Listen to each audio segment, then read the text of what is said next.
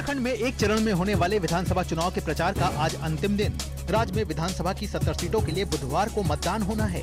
अंतिम समय में सभी पार्टियों ने चुनाव प्रचार में भरपूर जोर लगा दिया है।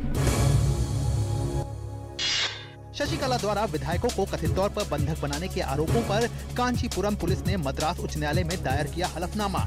शशिकला को तुरंत तमिलनाडु के मुख्यमंत्री पद की शपथ दिलाने की मांग को लेकर उच्चतम न्यायालय में जनहित याचिका हुआ दायर। प्रधानमंत्री नरेंद्र मोदी ने आज उत्तर प्रदेश के लखीमपुर खीरी में एक चुनावी जनसभा को संबोधित किया। इस मौके पर यूपी की कानून व्यवस्था पर सवाल उठाते हुए उन्होंने सपा सरकार पर हमला बोला। पीएम मोदी ने कहा कि प्रदेश के मुख्यमंत्री कहते हैं कि काम बोलता है, लेकिन यहाँ न तो डॉक्टर है न दवा, यहाँ तक कि महिलाएं घर के बाहर सुरक्षित भी नहीं हैं। प्रधानमंत्री ने कहा कि भाजपा ने गन्ना किसानों से वादा किया है कि प्रदेश में भाजपा की सरकार बनते ही 2 सप्ताह में गन्ना किसानों का बकाया दे दिया जाएगा। साथ ही छोटे किसानों के कर्ज भी माफ कर दिए जाएंगे। चुनाव आयोग ने उत्तर प्रदेश और उत्तराखंड के एक निर्वाचन क्षेत्र पर उम्मीदवार की मृत्यु के कारण चुनाव टाल दिया है। चुनाव आयोग ने कहा है कि उत्तर प्रदेश के अलापुर निर्वाचन क्षेत्र में समाजवादी पार्टी के उम्मीदवार चंद्रशेखर की मृत्यु के कारण चुनाव टाला गया है, जबकि उत्तराखंड के कर्णप्रयाग निर्वाचन क्षेत्र में बहुजन समाज पार्टी के उम्मीदवार कुलदीप सिंह के एक सड़क हादसे में निधन हो जाने के कारण चुनाव को टाल दिया गया है। इन दोनों जगहों पर 15 फरवरी को मतदान होना था।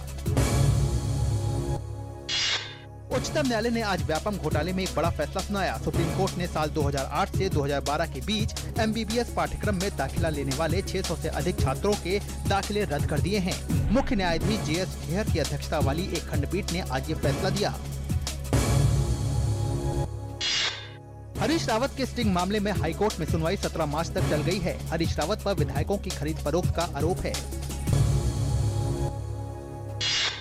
आर्थिक मामलों के सचिव शक्तिकांत दास ने कहा है कि गरीबों तक सीधा लाभ पहुंचाने और सभी गड़बड़ियों को रोकने के लिए है नकद लाभ हस्तांतरण। कहा GST से कारोबारी माहौल और आर्थिक विकास को बढ़ाने में मिलेगी मदद।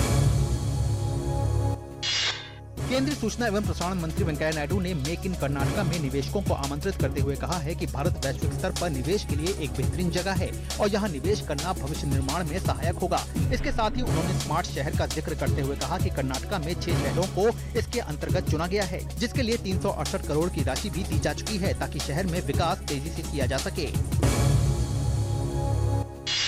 जम्मू और कश्मीर के कुलगाम में कल हुई मुठभेड़ में शहीद हुए जवानों को सेना ने दी श्रद्धांजलि। श्रीनगर में बहादुर सैनिकों को अर्पित किए गए श्रद्धा सुमन। आज है विश्व रेडियो दिवस। प्रधानमंत्री नरेंद्र मोदी ने सभी रेडियो श्रोताओं और रेडियो प्रसारण क्षेत्र से जुड़े लोगों को दी बधाई। अमेरिका ने पाकिस्तान के सीनेट के डिप्टी चेयरमैन मौलाना अब्दुल गफूर हैदरी को वीजा देने से इनकार कर दिया है। हैदरी पाकिस्तान की बड़ी इस्लामिक पार्टी जमीयत उलेमा इस्लाम के सेक्रेटरी जनरल भी हैं। पाकिस्तान सीनेट का 2 मेंबर्स का एक डेलीगेशन न्यूयॉर्क में UN हेडक्वार्टर्स में इंटर पार्लियामेंट्री यूनियन की मीटिंग में हिस्सा लेने जाने वाला था, लेकिन अब US के इनकार के बाद डेलीगेशन ने अपनी विजिट कैंसिल कर दी है। उत्तर कोरिया ने दावा किया है कि उसने एक बैलिस्टिक मिसाइल का सफलतापूर्वक परीक्षण किया है। इसे उत्तर कोरिया की ओर से अमेरिका के राष्ट्रपति डोनाल्ड ट्रंप के लिए एक चुनौती के रूप में देखा जा रहा है। इससे पहले भी अमेरिकी राष्ट्रपति डोनाल्ड ट्रंप की चेतावनी के बावजूद उत्तर कोरिया ने कोरियाई प्रायद्वीप के पूर्वी तट पर एक बैलिस्टिक मिसाइल का परीक्षण किया था। हालांकि इसके बाद अमेरिका ने कहा था कि उत्तर कोरिया के मध्यम दूरी तक मार करने की क्षमता वाले इस मिसाइल के परीक्षण से उत्तरी अमेरिका को कोई खतरा नहीं है। जर्मनी के पूर्व विदेश मंत्री फ्रांक वॉल्टर स्टाइनमायर देश के नए राष्ट्रपति चुन लिए गए हैं। 61 वर्षीय स्टाइनमायर सोशल डेमोक्रेट पार्टी के सदस्य हैं और जर्मनी के बहुत ही लोकप्रिय राजनेताओं में से एक हैं। वो 2 बार विदेश मंत्री रह चुके हैं और कुल 8 सालों तक इस पद पर रहे। भारत ने दृष्टिबाधित T20 क्रिकेट विश्व कप जीत लिया है। कल खेले गए फाइनल मुकाबले में भारत ने पाकिस्तान को 9 विकेट से हरा दिया।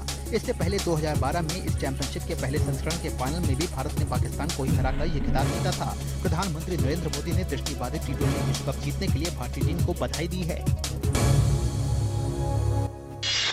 हैदराबाद टेस्ट में भारत ने बांग्लादेश को 208 रन से हराकर श्रृंखला जीती। इसी के साथ टीम इंडिया ने लगातार 6ठी टेस्ट सीरीज अपने नाम कर ली है। R अश्विन और रवींद्र जडेजा ने लिए 4-4 विकेट।